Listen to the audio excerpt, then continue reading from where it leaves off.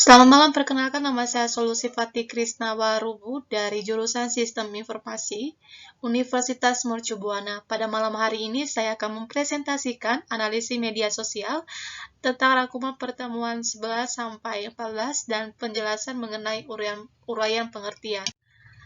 Saya akan menjelaskan tentang materi pertemuan 11 tentang analisis media sosial berkaitan dengan pengembangan dan evaluasi alat dan kerangka kerja informatika untuk mengumpulkan, memantau, menganalisis, meringkas, dan memvisualisasikan data media sosial untuk memfasilitasi percakapan dan interaksi untuk mengekstrak pola dan kecerdasan yang bermanfaat. Contoh Azor menggambarkan bagaimana analitik media sosial dapat membantu bisnis. Ponsel pintar dan perangkat seluler lainnya yang ada di mana-mana, saluran Facebook dan YouTube yang dikhususkan untuk perusahaan dan produk, serta Atagar yang memudahkan berbagi pengalaman secara instan dan luas. Semuanya bergabung untuk menciptakan langkah media sosial yang berkembang pesat dan menjadi bagian dari jalinan bisnis. Kemudian saya akan menjelaskan tentang proses analisis media sosial. Analisis media sosial melibatkan proses 3 tahap, yaitu menangkap, memahami, dan menyajikan. Proses ini dapat dilakukan oleh perusahaan itu sendiri atau melalui vendor pihak ketiga. Tahapan memahami, memilih data yang relevan untuk pemodelan, menghilangkan noise dan data berkualitas rendah, dan menggunakan berbagai metode analitik data tingkat lanjut untuk menganalisis data yang disimpan dan mendapatkan wawasan darinya. Tahap ini berkaitan dengan menampilkan temuan dari tahap 2 dengan cara yang berarti capture, understanding. Kemudian saya akan menjelaskan tentang materi pertemuan 12 tentang the analysis process of social media analysis. Saya akan menjelaskan tentang pengelolaan media sosial, yaitu dengan satu riset. Dengan riset, kenali tren media sosial, kemudian measurements KPI, pemantauan statistik jumlah followers, reach, engagement, trending topic, kemudian kolaborasi dengan cara kolaborasi konten penggunaan tagar, mention, tagging, kemudian pelibatan akun lain mengandung influencer, kemudian internet channels, yaitu media sosial, website, kemudian konten berjadwal, tipe konten seremonial, isu program utama, humanis, umum, gaya abstrak, dan relevan. Kemudian menentukan target, yaitu kenali target audiens dari gender, usia, dan demografis. Kemudian saya akan menjelaskan tentang materi pertemuan 13 tentang pengertian sentimen analisis. Sentimen analisis adalah proses memahami dan mengelompokkan emosi atau positif, negatif, dan netral yang terdapat dalam tulisan menggunakan teknik analisis teks. Sentimen analisis adalah proses menganalisis tulisan online untuk menentukan nada emosional dan penulisnya.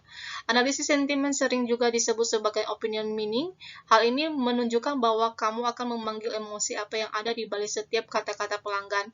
Tipe-tipe sentimen analis yaitu 1. Fine grained sentiment analysis, kemudian 2. Emotion detection, kemudian 3. Aspect based sentiment analysis. Kemudian teknik dasar sentiment analysis yaitu 1. Rule based sentiment analysis, kemudian 2. Machine learning based sentiment analysis, kemudian penggunaan sentiment analysis yaitu 1. Social media monitoring, brand monitoring, customer feedback, customer service, dan market research. Kemudian saya akan menjelaskan tentang materi pertemuan 14, data jaringan sosial. Di satu sisi sebenarnya tidak ada data jejaring sosial yang tidak biasa. Analisis jaringan sosial memang menggunakan bahasa khusus untuk menggambarkan struktur dan isi dari kumpulan pengamatan yang mereka gunakan. Namun, data jaringan juga dapat dijelaskan dan dipahami dengan menggunakan ide dan konsep metode yang lebih dikenal seperti penelitian survei cross-seksional. Di sisi lain, kumpulan data yang dikembangkan oleh analisis jaringan sosial biasanya terlihat sangat berbeda dari susunan data persegi panjang konvensional yang begitu akrab bagi peneliti survei dan analisis statistik. Perbedaan cukup penting karena membuat kita melihat data kita dengan cara yang berbeda dan bahkan membuat kita berpikir secara berbeda tentang cara menerapkan statistik. Data ilmu sosial konvensional terdiri dari serangkaian pengukuran persegi panjang. Baris dari array adalah kasus atau subjek atau pengamatan. Kolom terdiri dari skor kuantitatif atau kualitatif pada atribut atau variabel dan ukuran. Contoh sederhana ditunjukkan seperti setiap sel array, kemudian menggambarkan skor beberapa aktor atau baris pada beberapa atribut atau kolom. Dalam beberapa kasus mungkin ada dimensi ketiga untuk larik ini, yang mewakili panel pengamatan atau beberapa grup. Kemudian saya akan menjelaskan dan uraian pengertian tentang pengertian text meaning. Dapat diartikan sebagai penemuan informasi yang baru dan tidak diketahui sebelumnya oleh komputer. Dengan secara otomatis mengekstrak informasi dari sumber-sumber yang berbeda. Kunci dari proses ini adalah menggabungkan informasi yang berhasil diekstraksi dan dari berbagai sumber. Kemudian tentang penjelasan model prediktif, yaitu model yang menunjukkan apa yang akan terjadi bila sesuatu terjadi.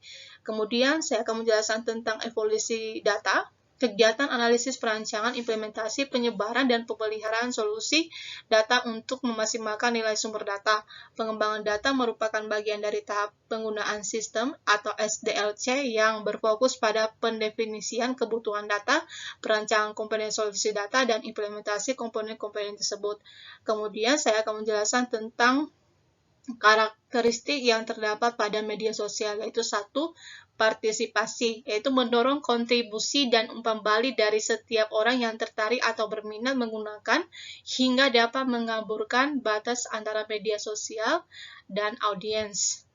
Kemudian keterbukaan, kebanyakan dari media sosial yang terbuka bagi umpan balik dan juga partisipasi melalui sarana-sarana webinar komentar. Terkadang batasan untuk mengakses dan juga memanfaatkan isi.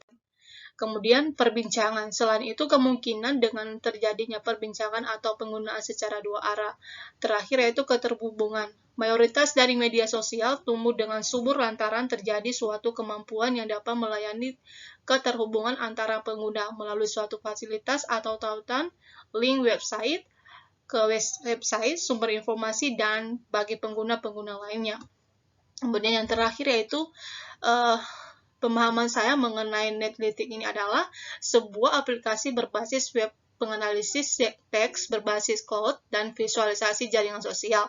Netlytics secara otomatis dapat meringkas volume teks yang besar dan menemukan serta memvisualisasikan jaringan sosial dari percakapan pada situs media sosial seperti Twitter, YouTube, komentar blog, forum online, dan obrolan.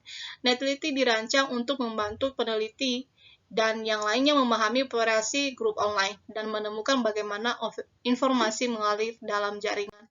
Demikian presentasi saya. Terima kasih atas perhatiannya semuanya. Semoga apa yang saya share menjadi bermanfaat buat kita semua. Selamat malam.